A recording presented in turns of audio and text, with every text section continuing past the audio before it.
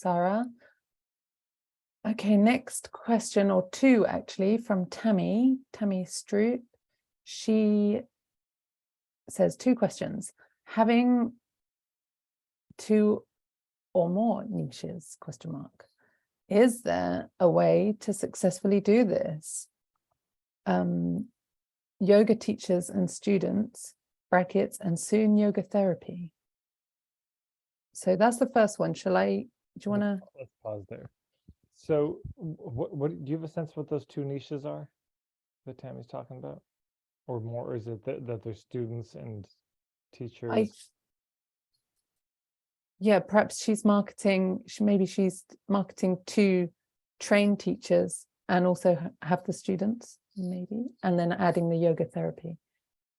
Yeah, I don't see those as dramatically different niches. I mean, it's all yoga. It's all in the same bucket. If you were a yoga teacher and then you also want to become a cabinet maker, I mean, those are two different businesses.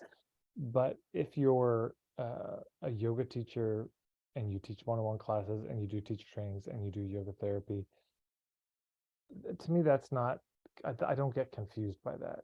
It's just on your website, you make sure it's clear what's what and where people go for what. So I think that's fine myself.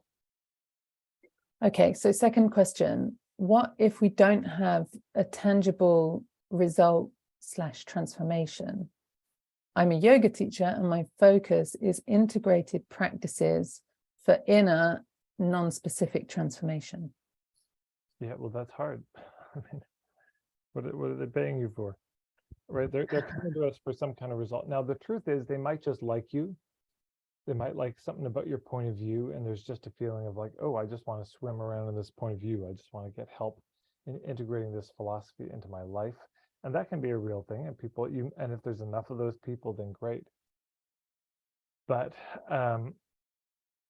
nobody's paying for non-specific transformation.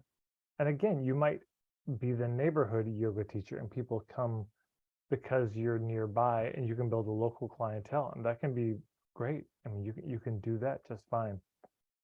But then the problem you're solving is I want yoga, I want it live in person, and I want it close by.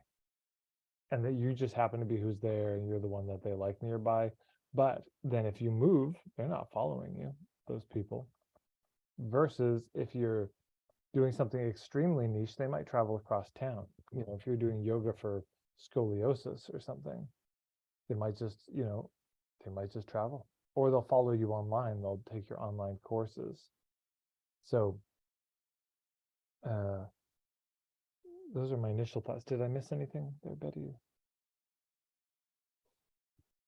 Yeah. No, I think that was pretty good. And and again, for that, go to the marketingforhippies.com/puttering prep. Dig into that, really hone who is it? Who are your ideal clients, the ones you most want to reach?